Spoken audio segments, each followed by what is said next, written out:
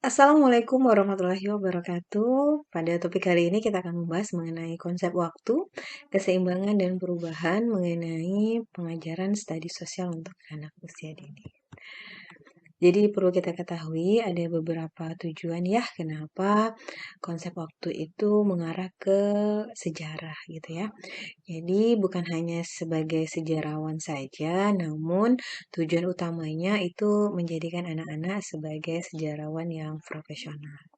Nah, untuk menjadi hal itu perlu kita menanamkan yang namanya konsep hidup bermakna. Hidup bermakna dalam artian membantu anak menggunakan metode sejarawan untuk memperkaya kehidupan para anak-anak gitu ya. Jadi memperkayanya di sini dalam artian kita memperkayakan untuk konsep kebermanfaatan, kefungsian kita di masa yang akan datang, terus kebermanfaatan kita untuk orang-orang banyak gitu ya. Untuk pengembangan keterampilan itu biasanya tujuannya untuk melatih, untuk mengenali masalah, mengajukan beberapa pertanyaan, terus menganalisis informasi dari apa yang sudah dilakukan. Nah, untuk relevansi mengenai studi sosial itu biasanya tidak luput dari evolusi teknologi. Jadi evolusi teknologi ini pasti akan berkembang gitu ya. Terus memiliki alat-alat yang lebih sederhana dari prasejarah yang terlebih dahulu gitu ya. Nah, bahkan untuk evolusi teknologi ini bahkan menjadi sistem alat teknologi yang lebih kompleks nantinya gitu ya. Untuk dasar pilihan sosial itu menjadi landasan bagi pemilihan sosial. Jadi kita bisa menentukan mana yang menjadi hal yang lebih baik dan mana yang nanti yang lebih efektif.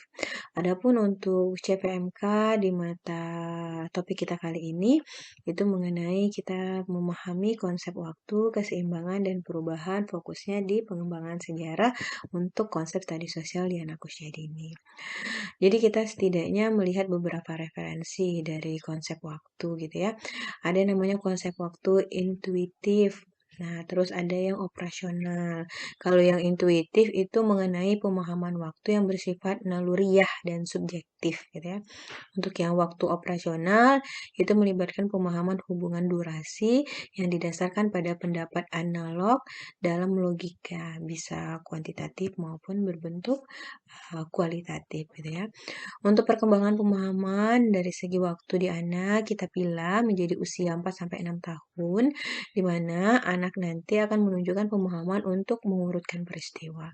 Kemudian di usia 4-6 tahun, anak dapat mengatur tindakan secara berurutan untuk mencapai tujuan. Untuk usia 5 tahun, itu dapat mengurutkan mundur kegiatan sehari-hari. Dan usia di 7 tahun, itu anak dapat mengurutkan peristiwa dari berbagai titik pandang gitu ya.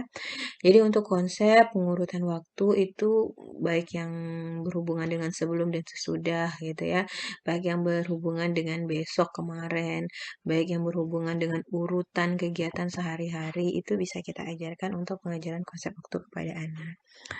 Pemahaman interval waktu, biasanya di sini kalau yang berhubungan dengan kuantitatif itu biasanya berhubungan dengan nominal gitu ya, nominal angka, interval gitu kan. Bisa juga berhubungan dengan waktu, berapa jam, berapa menit gitu kan. Untuk tantangan pemahaman itu biasanya berhubungan dengan memahami barisan gitu kan. Nah, berbarisan untuk memahami kelas interval dari dalam artian perkembangan inti lah ya istilah dalam suatu waktu gitu kan.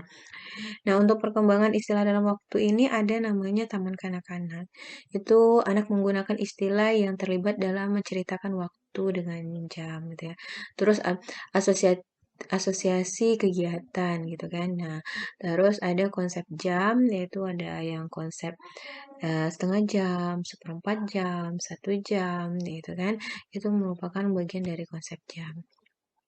Untuk pemahaman waktu di kalender mungkin bisa dipilah menjadi, oh ini siang hari gitu kan. Terus ini siang tuh ditandai dengan matahari bersinar. Terus malam hari ditandai dengan bintang-bintang yang keluar gitu kan. Terus ada bulan dan tidak adanya lagi matahari. Terus ada juga konsep waktu. Mungkin nanti, lebih cepat, sebelum, sesudah, gitu kan. Itu adalah beberapa konsep waktu. Nah, untuk pengembangan konsep waktu itu ada yang bersifat reseptif terhadap instruksi gitu ya. Ada yang bersifat pengenalan awal gitu kan, pengenalan awal terhadap rutinitas yang dilakukan oleh anak. Nah, untuk tujuan rutinitas mengajar waktu itu bisa kita ajarkan konsep sarapan. Sarapan sebelum bermain di luar, sebelum berangkat ke sekolah, makan siang gitu kan. Makan siang itu kan sebelum makan setidaknya kita harus cuci tangan terlebih dahulu. Terus ada waktunya istirahat. Setelah makan siang kita lakukan aktivitas istirahat. Terus ada yang namanya kegiatan bermain. Kegiatan bermain di sini yaitu kegiatan di luar gitu kan, di luar aktivitas tidur siang atau aktivitas yang harus dilakukan di luar hari dan waktu di matahari terbit. Untuk objek mengukur waktu itu ada yang berhubungan dengan stopwatch, ada yang menggunakan jam pasir, ada yang menggunakan pengatur.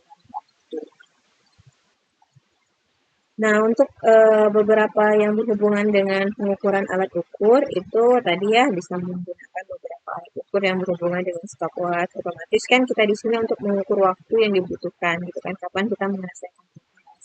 Dan untuk jam tangan itu biasanya kita berhubungan dengan alat peraga, bisa menggunakan permainan alat meskipun menggunakan beberapa waktu yang lebih panjang. Terus kita menggunakan jam alarm, itu bisa juga kita gunakan untuk sebagai pengatur waktu kita gitu ya. Nah, untuk pemahaman perjalanan waktu itu bisa kita menggunakan catatan sejarah. Jadi karya anak yang telah diselesaikan, lukisan yang sudah diselesaikan ataupun cerita yang sudah disampaikan oleh si pendidik kemudian ditulis kembali dalam buku sejarah itu bisa gitu ya. Nah, untuk pengamatan pertumbuhan, catatan berat, tinggi badan gitu kan, itu menunjukkan perubahan seiringnya waktu. Nah, kalau berhubungan dengan koneksi memori itu biasa kita mengenai hal-hal yang menarik yang dikaitkan dengan anak untuk membantu perkembangan anak gitu ya. Nah, untuk yang kita berhubungan dengan konsep perubahan dalam sejarah, otomatis kan di sejarah itu ada namanya perubahan terus-menerus, perubahan yang selalu ada dan terjadi secara konsisten gitu ya. Terus ada namanya pengaruh berbeda. Perubahan dapat mempengaruhi kehidupan anak melalui cara yang berbeda-beda. Untuk pencatatan perubahan itu biasanya perubahan dapat direkam dan dicatat terus membantu orang lain dalam memahami hal-hal yang telah mengalami perubahan gitu ya. Nah, sekarang kita melihat dari mempelajari perubahan. Mungkin yang perlu kita gunakan itu adalah portofolio. Karena di portofolio di sini tugas kita bisa jadi salah satu yang harus kita lakukan mencatat pekerjaan. Catat pekerjaan yang lalu dan mendiskusikannya dengan orang tua dan guru untuk melihat perubahan sepanjang waktu.